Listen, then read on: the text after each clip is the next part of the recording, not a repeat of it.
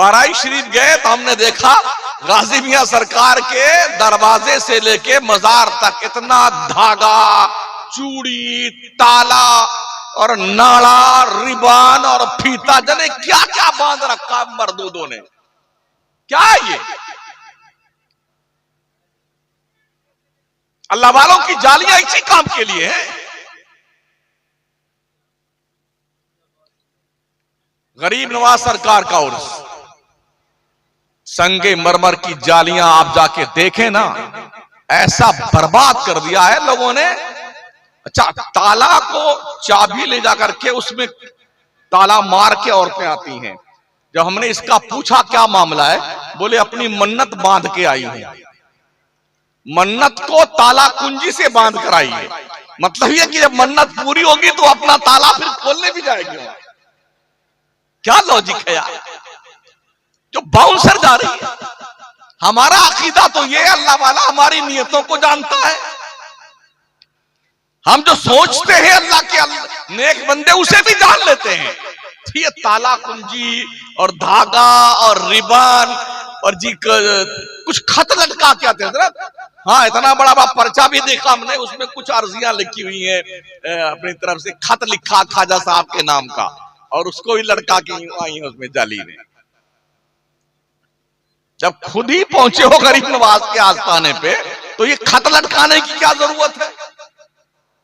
अभी 11वीं शरीफ में बगदाद शरीफ था, गौस पाक के आस्थाने पे मखसूस शब्द जो 11वीं की थी, हजरत सरकार गौसे पाक के आस्थाने करम के सामने बहुत बड़ा सहन है। हिंदुस्तान पाकिस्तान के मुसलमान और मर्द, औरतें और पीर और पीरानियां, हर एक एक पीर 100-100, 150-200, 50 औरतों को, मुरीदा को लेकर के पहुंचा हुआ था वहां पर जी। गौस पाक के मेन गेट के सामने पूरी रात कोई 50 चिराग जलाकर बैठा हुआ चिराग देख रहा है, कोई मोमबत्ती जला के मोमबत्ती देख रहा। अरे हमने कहा बेगैरतो, तुम्हें हो क्या गया है? दरियाए रहमत के पास पहुंच करके अपना चिराग देख रहे हो तुम। आफताबे विलायत का दर खुला हुआ है, उधर नहीं, यहां पीर साहब लिए बैठे हैं 25-50 मुरीदा को, सबको चिराग दिखा रहे हैं। एक ट्रैक्टर की लॉरी भर करके उस रात में लोगों ने चिराग और मोमबत्ती जलाया गौस पाक के आस्थाने में। क्या है ये? दिल के फफूले जल उठे सीने के दाग से, इस घर को आग लग गई घर के चिराग से।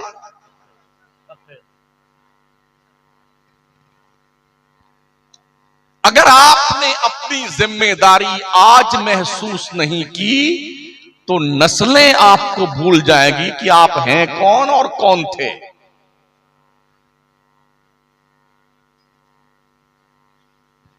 अपनी नस्लों की तरबियत कीजिए, और नस्लों की तरबियत करने के लिए आपको कुछ एहसास करने की जरूरत है।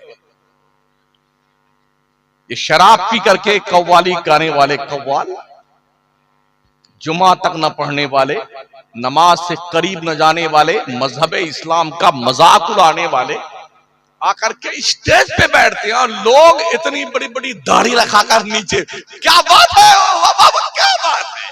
शर्म नहीं आती बेहया?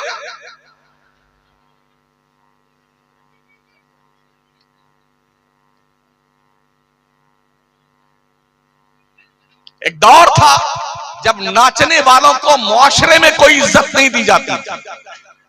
कोई भी नचनिया मुहज्जब सोसाइटी में कुर्सी पे बैठ नहीं सकता था। आज स्टेज पर नाचने वाला नाचता है और इज्जतदार लोग जलील होके नीचे बैठते हैं। और कितने लौंडे और लौंडिया ऑटोग्राफ लेती उन नचनियों गवैयों से। सोचिए आप कहां थे और कहां पहुंच गए, जिल्लत के खड्डे में गिरे हुए।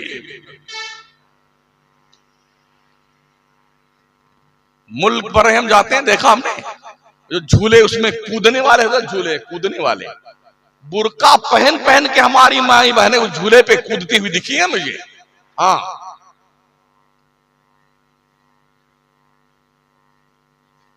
मुआशरे में सुधार कैसे आएगा? इस्लाम का कुछ तकाजा तो है ना आपसे।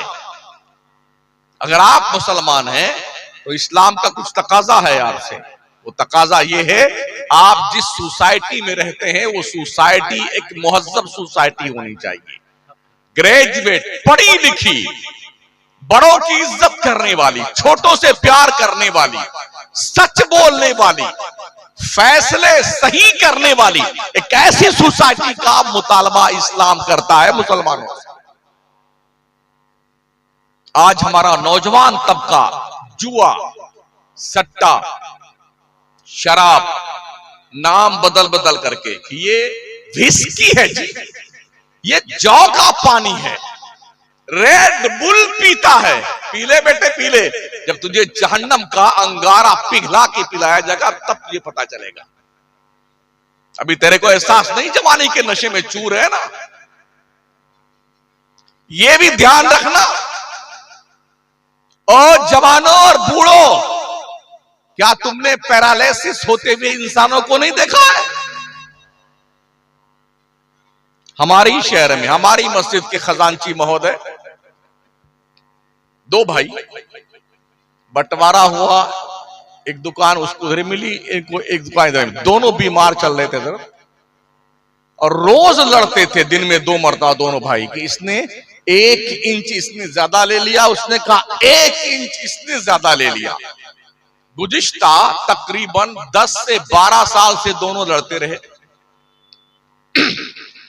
पिछले जुमेरात को एक भाई इंतकाल हुआ, बाद वाली जुमेरात आई तो दूसरा तशरीफ ले गया।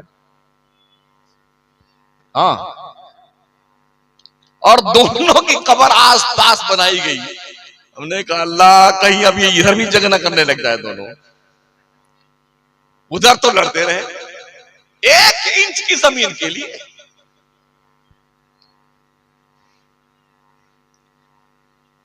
मौत से किसको रुस्तगारी है? आज वो, कल हमारी बारी है। उसका वही घर है, किसी भी हाल में उसे वही निबाह करना है। ये उस पर डिपेंड है कि ससुराल के नए माहौल में कैसे वो सेटअप करती है अपना, ये उसकी जिम्मेदारी। अगर आप मैके आ गई, जब तक अब्बा हुजूर आपके जिंदा हैं और अम्मी जान, तब तक तो घर में आपकी खैरियत है मैके में। और जैसे अब्बा अम्मा मरे ना, तो अब भाभियां आपकी घास नहीं डालेंगी आपको। चल इधर से, उठा बोलिया बिस्तर इधर से। और यहां रहना है तो बर्तन माज, घर में झाड़ू लगाना है, हमारे बच्चों का कपड़ा धुलना है, ये करना वो करना, वरना रोटी नहीं मिलेगी तुम्हें। मैं गलत तो नहीं कह रहा हूं? नहीं, बिल्कुल सच है। क्यों ना हर बेटी अपनी सास को मां का रुतबा दे करके वहां सेट हो जाए, अपने ससुर को बाप का दर्जा दे करके, अजनबी घर और दरो दीवार से उनसियत पैदा कर ले, तो आज ये झगड़े हमारे मुआशरे में ना रहे। जी माशाअल्लाह। और जवानों, तुम भी कान खोल के सुन लो, मामूली मामूली बात पर तलाक तलाक तलाक तलाक इस चक्कर में मत पड़ना। समझ रहे हो? बहुत सारे सवालात हमारे पास भी आते हैं। नहीं हजरत, मैंने यूं नहीं कहा था, मैंने यूं कह दिया। अरे मैंने यूं कह दिया हजरत, गुस्से में कह दिया हजरत, तेरी ऐसी की तैसी, गुस्से में कह दिया। अच्छा, कोई गुस्से में अगर बंदूक चला दे तो गोली निकलती कि नहीं निकलती? जी निकलती। चाहे गुस्से में बंदूक चलाओ, चाहे खुशी में चलाओ, गोली निकलेगी नहीं लगेगी? जी निकलेगी। सामने जिस पर निशाने पे लगाए वो मरेगा कि नहीं मरेगा? जरूर मरेगा वो। तो मैंने पूछा, यार कोई एक बंदा मुझे ऐसा बता दो कि आज ही वो अपनी दुल्हन लेके आया हो, पहली रात हो, अपने इस गांव का नाम क्या है? कुनारी बंगला की सबसे बढ़िया मिठाई की दुकान से 1 किलो मिठाई ले वो दूल्हा, अपने बेगम के कमरे में पहली बार प्रवेश करे और बेगम अस्सलाम वालेकुम, ये बहुत बढ़िया मिठाई हमारे कुनारी बंगला की, आप खाइए, आज मैं बहुत खुश हूं, इस खुशी में मैंने तुमको 3 तलाक दिया। ऐसा कोई है? नहीं। आदमी गुस्से में तलाक देता है ना यार। जी।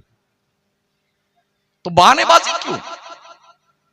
तलाक का मैटर इतना अहम है, जिस दिन आपकी शादी की तैयारी और तारीख शुरू हो ना, उसी दिन से किसी मौलाना साहब के पास, इमाम साहब के पास बैठ करके शादी के मसले सीखिए, मसले समझ रहे हैं, ताकि तुम्हें पता चले कि बीवी का हक क्या होता है शौहर पर, और शौहर का हक क्या होता है उसकी बीवी पर। ये कुछ सीखता नहीं आदमी, बस हम धूम से रहेंगे और इस तरह जिंदगी गुजरेगी। ऐसी जिंदगियां जहन्नम बन जाती, दो खानदानों में दरार पैदा हो जाती है।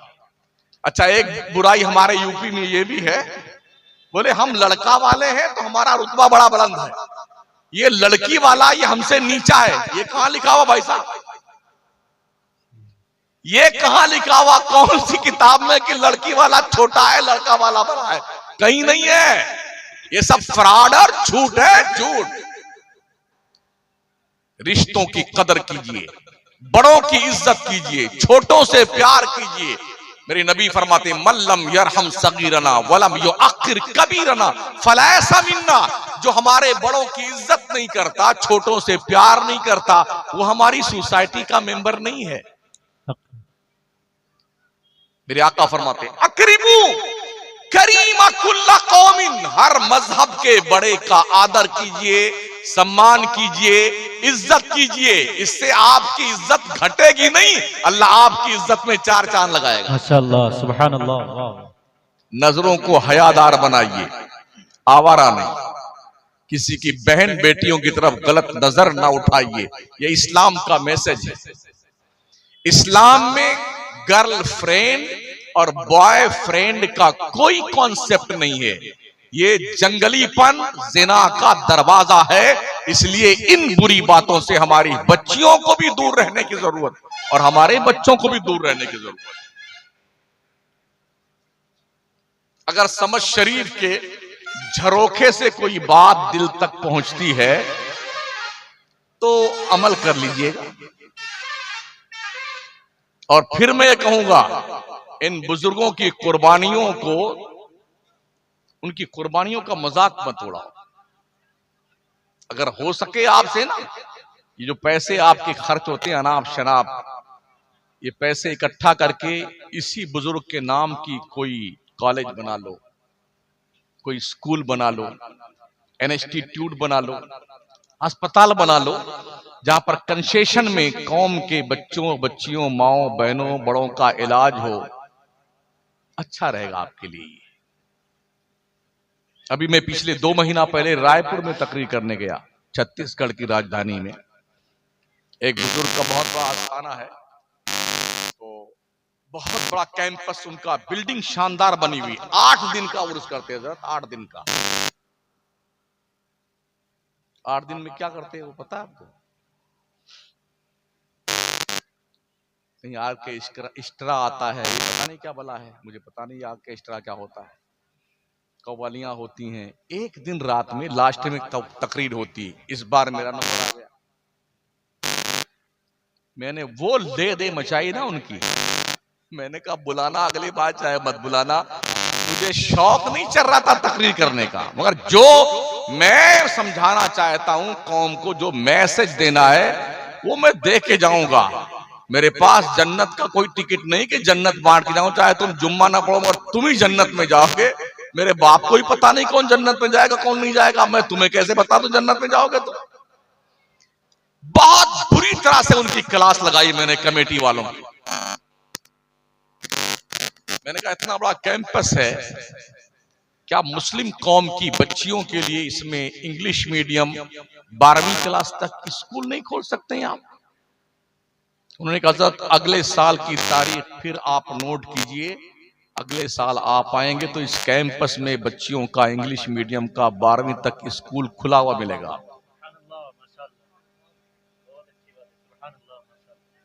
तारीख लिखवाई उन्होंने। एक साहब मुझसे कभी मिले भी नहीं, मेरी तकरीर सुन सुन करके उन्होंने 20 एकड़ जमीन कॉलेज के लिए खरीदी भी। वो मिलने आया हूं कि अभी आपकी तकरीर से प्रेरित होकर के मैंने कॉलेज बनाने का प्लान बनाया है। इस गांव के जिम्मेदारों से मैं गुजारिश करूंगा, प्रधान जी हों या कोई साहब जो सियासी एक्टिविटीज रखने वाले लोग हों, साहिब शऊर हों, अहले सरवत हों, क्या आप ये जिम्मेदारी नहीं महसूस कर सकते हैं?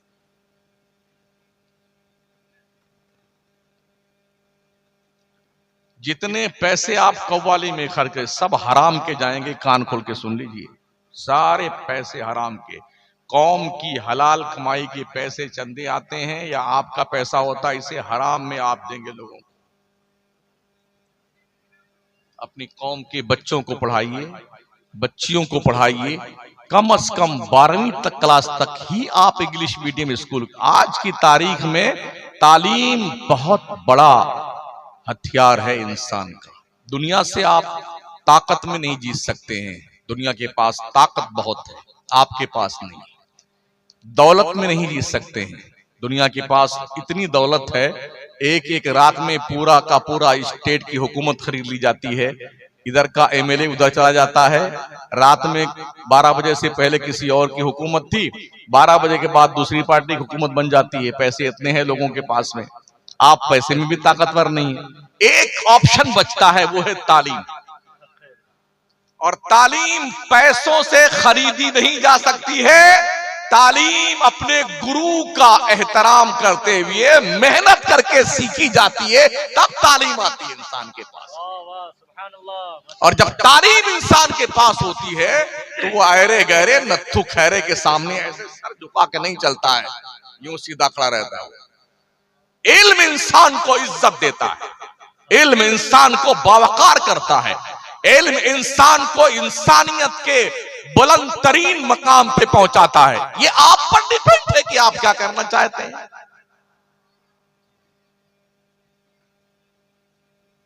आखिरी बात,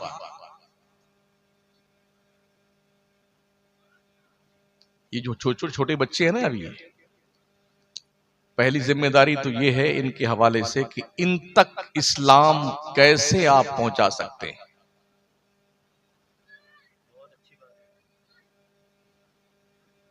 कैसे? वो नॉलेज आपके पास होनी चाहिए कि आपके मरने के बाद आपकी नस्ल मुसलमान तो रहे। दुनिया इस कोशिश में लगी हुई है कि आपके बच्चे मुसलमान न रहे। अर्ज करूं मैं आपसे भी, अभी 2 हफ्ता पहले मैं एक लिटरेचर पढ़ रहा था। एक मुल्क की एक लेडी स्पीच देने वाली धर्म कॉलेज में पढ़ाने आई थी, वो ईसाई थी। जब बच्चों को पढ़ाने आई तो उसका सब्जेक्ट क्या था? उसका सब्जेक्ट था कुरान की तफसीर, ईसाई और कुरान की तफसीर। क्या आप सोच सकते हैं कि एक ईसाई कुरान की तफसीर मुसलमान को कैसे पढ़ाएगा?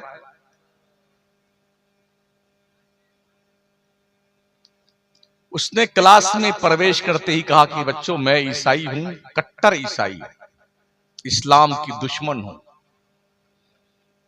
ये मेरा पेशा है, मैं तुम्हें कुरान की तफसीर पढ़ाने आई, ये मेरा पेशा है। क्या आपके बच्चे को एक ईसाई लेडी जो इस्लाम की दुश्मन है, वो आपके बच्चे को कुरान पढ़ाएगी? उस बच्चे को कुरानी आयात के ताल्लुक से कंफ्यूज करेगी। ये गलत है, वो गलत है। और बच्चों के दिल दिमाग पर जो बात बिठा दी जाती है वो मरते दम तक खत्म नहीं होती है। अभी लेटेस्ट 2 महीना पहले एक वीडियो देखी मैंने, इसका असर देखिए। अगर आपके बच्चों को पढ़ाने वाले मुसलमान नहीं हैं, कोई और हैं, तो उसका असर ये देखा गया। कुछ यूनिवर्सिटी के बच्चे मिस्र के म्यूजियम में गए थे, फिरौन की डेड बॉडी के सामने खड़े होकर वो फातिहा मुसलमान के बच्चे पढ़ रहे थे। आपके बच्चों को यह तक नहीं पता है कि फातिहा किसके लिए पढ़ी जाती है।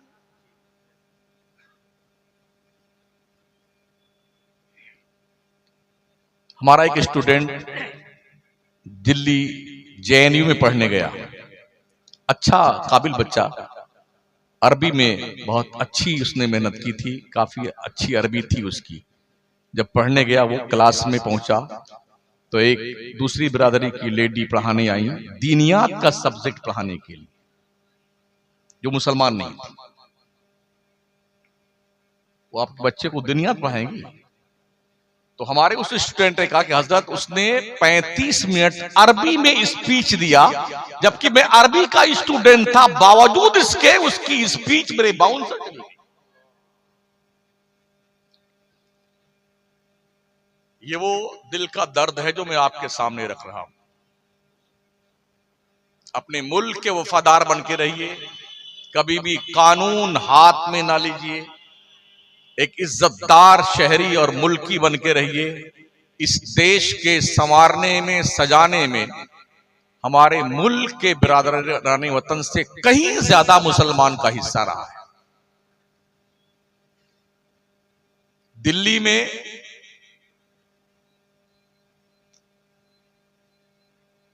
जहां पर नाम लिखा है वीर जवानों का, 83,000 लोगों के वहां पर लिखे, 83,000 लोगों ने बलिदान दिया है देश की आजादी में। हालांकि बहुत औसाए लोग होंगे। फिर उसमें नीचे लिखा हुआ 83,000 में से 63,000 सिर्फ ओनली मुस्लिम पॉपुलेशन की कुर्बानियां हैं। बकिया में सब हैं। दिल्ली की सरहद से लेके लाहौर तक, शेर शाह सूरी रोड पर दोनों तरफ पेड़ों पर तकरीबन 57,000 उलमाए अहले सुन्नत को सूली पे अंग्रेजों ने लटकाया था, क्योंकि उन्होंने हिंदुस्तान जैसे मुल्क में अंग्रेजों के खिलाफ जिहाद का फतवा भी दिया था और जिहाद भी किया था। ये हमारी कुर्बानियां हैं। शायद देशवासियों को ये समझ में आ जाए, ख्वाजा गरीब नवाज के मजार के नीचे कोई शिवलिंग नहीं है, इसलिए कि हमारे देश के प्रधानमंत्री ने बाज़ाब्ता चादर भेज करके ये बाज़ाब्ता पैसा मैसेज दिया, पैगाम दिया, और अपना पैगाम अपने लेटर पैड पर ख्वाजा के कदमों में चादर पेश की है। हमारे देश के रोड मंत्री जनाब नितिन गडकरी साहब का भी बाज़ाब्ता तौर पर जो उनके लेटर पैड पर ख्वाजा गरीब नवाज के हवाले से जो उनकी कुर्बानियों का एतराफ किया है गडकरी साहब ने, ये मैसेज है कौम के उन दोस्तों के लिए, बिरादराने वतन के लिए। देश को अमन और शांति की जरूरत है, मोहब्बत प्रेम से रहने की जरूरत है, नफरतों की दीवार तोड़ने की जरूरत है, मोहब्बतों की समंदर का पानी पीने की जरूरत है, ताकि हमारा भारत एक खूबसूरत ताकतवर दुनिया के नक्शे पे मुल्क की हैसियत से पहचाना जाए, जाना जाए और माना जाए। चलते चलते ये अर्ज करूंगा, इस देश की जनता को बार बार लोग डराते हैं, पाकिस्तान आ जाएगा, पाकिस्तान पाकिस्तान। एक मिनट के लिए मेरी बात सुन लें। हमारे मुल्क में 29 स्टेट हैं, ठीक है ना? सिर्फ उत्तर प्रदेश की जो पॉपुलेशन है तकरीबन 23.5 करोड़, इसके बराबर पाकिस्तान की पूरी आबादी भी नहीं है। 137 करोड़ वाले आबादी वाले मुल्क को सिर्फ 22 करोड़ वाले मुल्क पाकिस्तान से डराया जाना, ये जुनून नहीं तो कौन सी अक्लमंदी है? अगर पूरे भारत का इंसान एक बार फूंक मार दे एक साथ, तो पाकिस्तान नक्शे से उड़ जाए। उस पाकिस्तान, पाकिस्तान पाकिस्तान बांग्लादेश, अजीब है। मुझे ताज्जुब होता है यार, हो क्या गया देश के इन सियासी बाजीगरों को कि मुल्क के अंदर इस तरह से जो है वावेला मचा रहे हैं कि पाकिस्तान आ जाएगा, पाकिस्तान आ जाएगा। कोई हैसियत पाकिस्तान के हमारे मुल्क के सामने नहीं है और ना बांग्लादेश की है। बस शर्त यह है हमारे दिमाग के कीड़े निकलने चाहिए। तो अपने बच्चों तक दीन पहुंचाइए और 5 वक्त की नमाज पढ़िए ईमानदारी के साथ, ठीक है? इसलिए कि हर दौलत कोई ले लेगा, बिल्डिंग, जायदाद, फॉर्चुनर, पैसे, वैसे अंगूठी तो मरने से पहले खींच लेते हैं लोग। ये खटा कर निकाला, हार निकाल लिया, बुंदा निकाल लिया, नथनी निकाल ली, झुमका निकाले, सब छीन लिया। बुढ़िया ऐसे देखती रहती है, चाबी छीन लिया बच्चों ने मरने से पहले। नमाज वो पूंजी आपकी है जो किसी नोमिनी को नहीं मिलेगी। तुम मरोगे ना, तुम्हारी कब्र में तुम्हारी नमाज रोशनी बन के आएगी,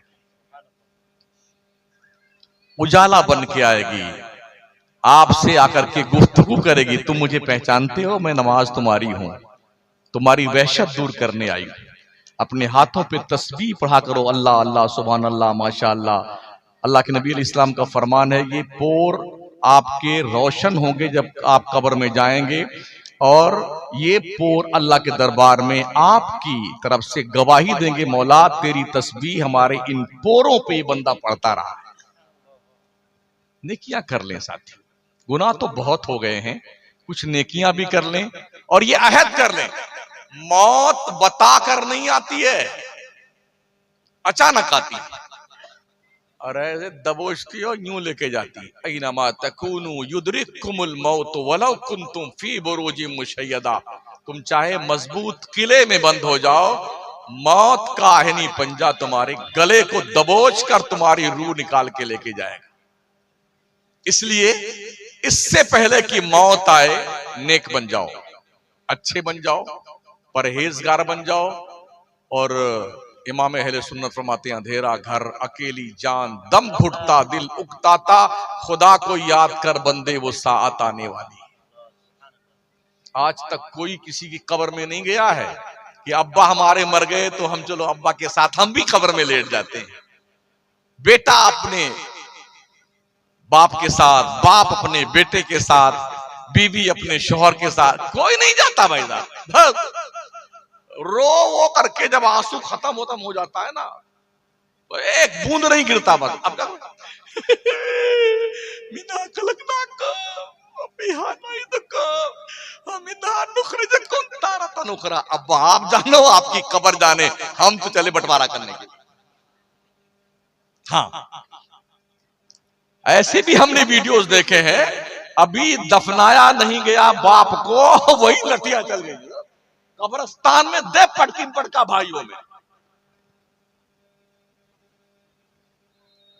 एक बंदा का बाप मरा, अच्छा बेईमानी देखिए, जो बड़ा बच्चा था उसका कागज बनवा लिया उसने वकील से, और ऐसे छुपा कर रख के आखिर में उतरा अब्बा को दफनाने के बाद, उस पर झुक करके उसके अंगूठे को निकाल के अंगूठा लगाना चाहता था मरे हुए बाप का।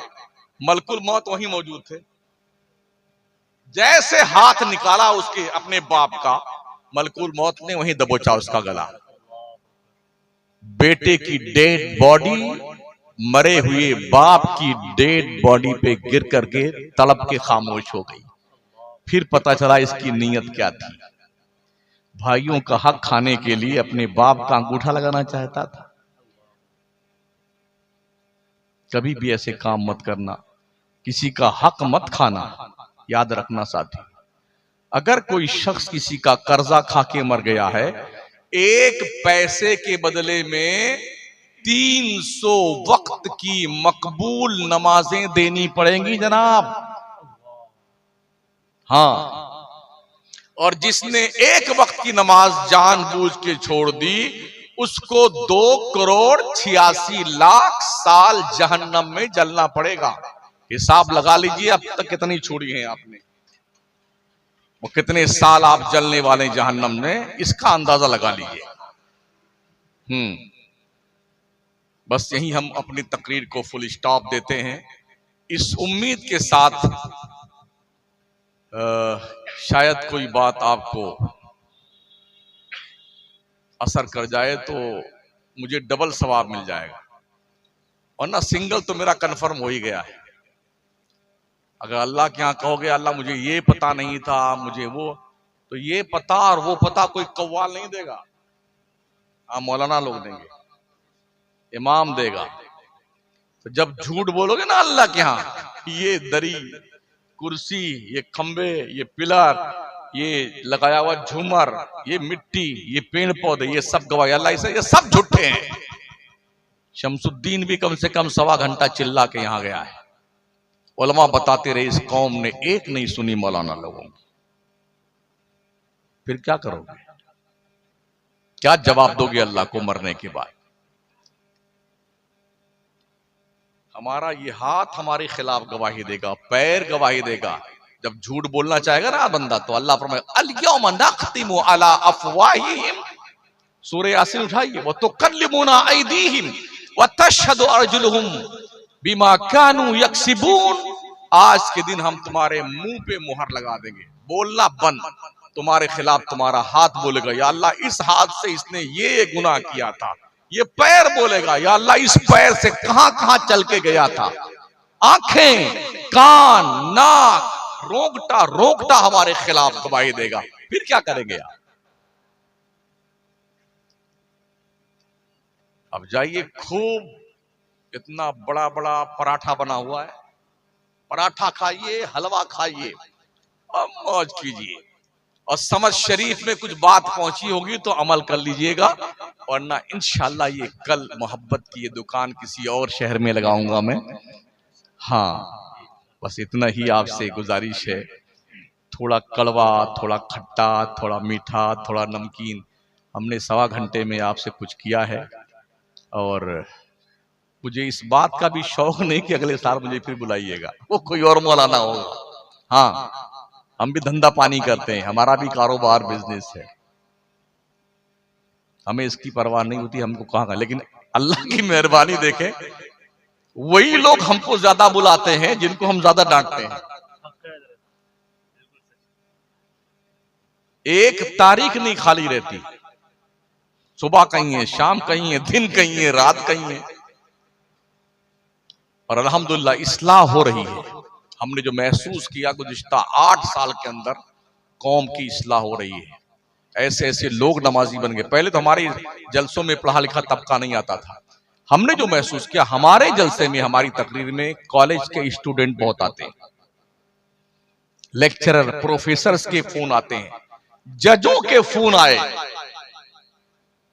भाई मौलाना हमने तकरीर में जाना छोड़ दिया था, लेकिन आप आ रहे हैं तो मैं आऊंगा सुनने के। इसलिए कि हमारे यहाँ लतीफा सुनाना है, जन्नत का टिकट बांटना है, और इतने नारे लगवाने हैं, वहां से बोलो, वहां से उठाओ हाथ, वहां लहराओ, यहाँ फहराओ।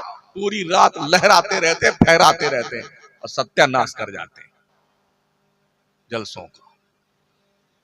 अस्तगफिरुल्लाह रब्बी मिन कुल्लि ज़ंबिन व अतूबु इलैह, ला इलाहा इल्लल्लाह मुहम्मदुर रसूलुल्लाह।